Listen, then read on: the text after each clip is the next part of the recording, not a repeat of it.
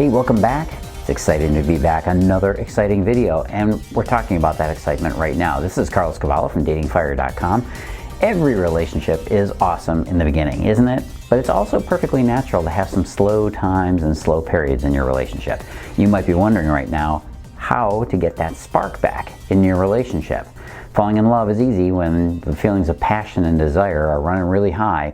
But staying in love, that's trickier. And that's what we're talking about today, how to get the spark back in your relationship. And as we get rolling on this, make sure you do the big three. Number one, like and subscribe. This is awesome stuff. Why wouldn't you do it? Number two, turn on the notifications, that little bell indicator next to the subscribe button, because you want to know when the next one comes out. And number three, if you have any questions or you want to suggest a video, leave that in the comment section below. All couples run into a slow spell every so often. You might need a little extra energy, a little pep, a little zip to get close to your partner again and awaken that love connection. Desire might have faded a little bit. You might be wondering if your relationship or your marriage might be on the rocks. Well, there's a lot of different reasons your relationship might be feeling a little sluggish. You might have just had a new baby. The honeymoon period might be ending if you're wondering what's happening between you. The intimacy may have plateaued between you and your partner. You don't touch each other as much as you used to. You might not have as much sex as you were having before. You might even find yourself arguing over money or other small stuff a lot more. If you want to reignite the passion between you and your partner, you got to get some strategies to help you move forward. First off, it's totally natural for the fire of excitement to cool off. Yes, you can breathe a sigh of relief there. It's natural to happen. It can happen early on for some couples or many years down the road. That's going to ebb and flow. The signature of a strong relationship is that you don't interpret this to mean that the love has gone away. Again, this feeling is totally natural. The idea that every relationship burns passionately at 1,000 degrees for 1,000 years, that's not really love. That's a myth. That's the stuff that you're taught from probably bad romance novels. So let's talk about a few tips for how to get the spark back in your relationship and revive your love. Tip number one is get the spark back in by rewinding it. Remember the beginning? Remember when everything was just awesome? You first met and you just goo-goo eyes over each other all the way. You guys were like teenagers. You were holding hands, smooching whenever you had the chance, whispering sweet nothings in each other's ears. I know, kind of embarrassing to see it like that, right? Okay, I'll drop that. But you do want to get back to the things that created your connection in the first place. Rewinding your relationship and restarting your old habits that made you fall in love is essential. Start going out on dates again. Concentrated time together is what ultimately creates that connection. Go back to the restaurants you started out eating at. Go out for some dancing or even a movie. Get back to the habits and being one of those couples, one of those couples you probably roll your eyes at now and realize you don't want to let that habit go. Next tip is reconnect physically. Now, you might think that I'm talking about sex. While you should try to reignite your sex drive and your bedroom action, what I'm really talking about is your everyday physical connection. Your touch intimacy is a very important component of your relationship. How you touch each other's bodies is another level of communication between you and him. Give him a back massage or a back rub and vice versa. Hold hands when you're walking together. When you watch TV, get back to closeness on the couch together. Let your feet touch, that sappy stuff, These physical touch patterns of physical intimacy are important to keep you both affectionate and loving. Next tip is get your love drugs. You know what I'm talking about here. Back in the early stages of your relationship, you may not have realized it, but the hormones that were being pumped into your brain were part of that thrill of being a couple. That's what gave you that electric excitement. There are at least half a dozen hormones that restart your attraction and awaken that familiar sensation of love in your mind and heart. Oxytocin, dopamine, serotonin, vasopressin, testosterone, estrogen. One of the most important love drugs that gets shot into your brain is adrenaline. You might have heard of that one before, right? The fun thrill of being together, along with the thrill of activities that you did together, serve to create this passion between you. Studies have been performed that show that men and women connecting and falling in love more frequently after they both experienced a thrilling activity. It seems our psychology and our biology is hardwired to connect us to people that share our adventures. So it's time for you to get out, create those adventures again in your relationship. Get out and find a thrilling activity to get the exciting love energy started all over again.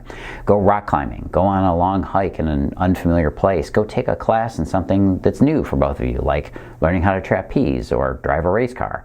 The fun couples activities that you enjoy together will only create more connection. You're never too old to have more fun with each other and to restart your love. Let's relight that passion. Next tip is keep a little space. Now, it might be tempting to jump right in and hit the gas to make your relationship strong again and pull him as close as humanly possible. When you're trying to get the spark back, sometimes we overcompensate. We throw too much gas on the fire, and that can actually blow it out. Remember that the sexual tension is a critical ingredient for long-lasting relationships. And sexual tension is what's created when we have a little bit of space between us. It's when you can't have him that you're actually feeling it, right? And one of the best ways to create that tension with him is simply do everything but the naughty. You know what I'm talking about. It's always the build-up that makes the payoff more enjoyable and fun for both of you. So learn how to pace yourself. It's a very important part of creating a relationship that lasts. Okay, start this spark back up. Next tip is return to mystery. A critical part of all relationships that we forget about, and it's so important, is mystery. The more we don't know about our partner, the more attraction and desire we feel for them. And conversely, the more we think we know about them, the less attracted we are. Crazy, right? This is partly why the early stages of romance is so thrilling to you. And it's a very important reason why you don't share everything about you too early. Okay, back when you were first dating and everything was mysterious about your partner, you weren't sure of the feelings of if you both felt the same desire, right? If they were mutual between you. You were more afraid of making mistakes that might turn him off. Your curiosity kept you coming back for more, and so did his curiosity about you. It's not hard to inject some mystery back into your relationship. All it takes is a willingness to play coy for a little while. Now, very few women are taught the right way to use the feminine mystique to keep a guy interested. This is what I teach. This is one of the things I really focus on in my programs for women, because it's essential that you return to being a little bit more mysterious with him to drive up the feelings of excitement and curiosity again. The spark of passion is created when he begins to worry about losing you. That's right. You got to awaken the desire. And to do that, you also have to support each other. Again, one of the indicators of a relationship that's starting to fade out is that you lose the ability to support your partner. Usually this means that you've chosen to live in your feelings of resentment instead of inside your feelings of being connected and loving. You may have lost this habit of supporting your partner in your marriage or your relationship, and it's not hard to get back to supporting him. All you have to do is ask him what part of his life is most challenging at this moment. That's it. Sit back and then listen to his answer. There's the tough part for a lot of people. He's going to tell you everything you need to know. And of course, the best way to support him is simply keep listening to him. The more you listen, yes, the more he's going to listen back. I could hear you. I know you're saying, but Carlos, make him listen to me. That's how you do it. Restart your communication. Here's a little love life tip. Talk to each other. Over the course of a few months or even years together, you might feel as if your communication is holding you back. And chances are you're probably right. The number one skill to make your relationship function at peak performance is your communication. You probably heard this so many times it makes you sick, but it's true. It's true, man. I'm telling you. Defensiveness and criticism are two of the most immense relationship destroyers there are, and both of them can easily be overcome with simple communication skills. You see, we start out talking to connect with each other, but it's very rare that a couple learns the secret communication skills that keeps them connected when things are difficult. Here, let me tell you about this. Bring back the spark of love. Just keep working on yourself. This is probably the ultimate tip. Back when you were first dating, it was understood that you each have separate lives, right? You didn't spend 24 hours a day, 7 days a week together, at least I hope not. Part of the fun of falling in love is bringing your lives closer and closer together. Now that your lives are together, you might not be spending enough time on yourself, and you have to keep working on your own growth and development. Again, another cliche of relationships, right? You got to keep reading books and learning. You got to keep up those hobbies. You got to keep up the friendships and relationships outside of your love relationships. You got to turn off the TV, turn off the Netflix, and spend a little time together instead. Remember, it's these things that not only define you as a person, those are the things that make you attractive. So just as important is that you keep improving your communication and your connection skills with him. Now, if you're a woman who wants to understand men so that you can have the relationship you want, you have to know the secrets of male desire.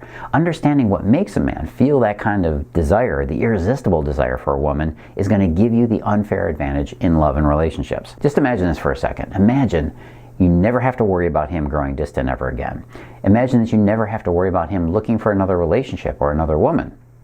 Imagine knowing that he's always there for you and will always make you a priority. Imagine knowing that your relationship is secure and rock steady. Now, you might not believe it's possible, but it is, and all it takes is for you to get the right information, the right knowledge. You got to know how men really think and feel. You have to understand men and what makes us fall in love, and why your man is going to choose one woman, hopefully you, over another woman. These secrets they're a lot like a lost treasure that's waiting for you to find it, and all you got to do is discover them. Once you know this stuff, it's yours. It's yours forever. And the first step in this process is simply to start learning. That's all it is, and it's not hard. I'm not going to give you those Scantron test forms to fill out or any of that nonsense. I'm just going to show you flat out exactly what to say and how to say it to men, and what we want to hear, and what's going on in his head. What is going on in his head anyways? Look, if you want to know what he's thinking, you got to know how men think. Obviously, you're curious. You're here right now. You want to know. I can show you. I'll tell you what. I'll give you a chance to ask me a question. Go on over to datingfire.com/Ask Carlos. That's datingfire.com/Ask Carlos. You can ask me any question about relationships and dating. That's what I'm here for.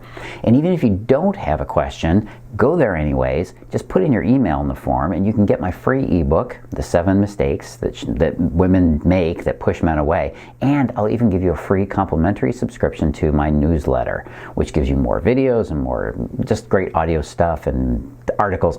It's a ton of stuff. Take my word for it. Come on. Seriously, women stay on this list for years because they know the information I'm giving, okay? And I want you to have it. Invest in yourself. Invest a little time in learning how men think. It will pay off in dividends. You can go back to the silly articles, to the browsing the internet, to watching YouTube, watch all those cat videos, sure. But in the end, what is it you really want? We know what you want, and that's why you're searching for it. So go get the info you need. Go on over to datingfire.com/Ask Carlos. So go on over, get that ebook, and get a question answered. Get this information now while you still can. Hey, this is Carlos Cavallo from datingfire.com. Make sure you do the big three before you leave this rockin' palace of dating advice. Number 1, like and subscribe. Why wouldn't you? This is good stuff. Number 2, turn on the notifications, that little bell indicator. And number 3, if you got a question, you can also ask down in the comment section below. I don't check that as much, but I do look for it to figure out what to do my next video on. So suggest a video down there. And stick around to the very, very end, right after the credits roll. I got a little bonus tip for you. That's right, it's waiting. Hey, this is Carlos Cavallo from datingfire.com and datingadviceguru.com. As always, live and love with passion.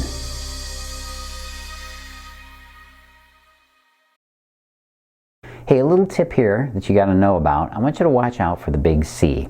One of the most telling indicators of the end of a relationship is the presence of contempt. That's the big C, contempt. In fact, in numerous studies, a relationship that was on the rocks, that was about to end, was easily predicted by the amount of resentment and contempt that one partner felt for the other. The big C is contempt, and one of the most lethal emotions that you can possibly feel for your partner. If you find yourself rolling your eyes, right, on a regular basis at things he says, or dismissing him almost immediately, chances are you've built up some contempt for him.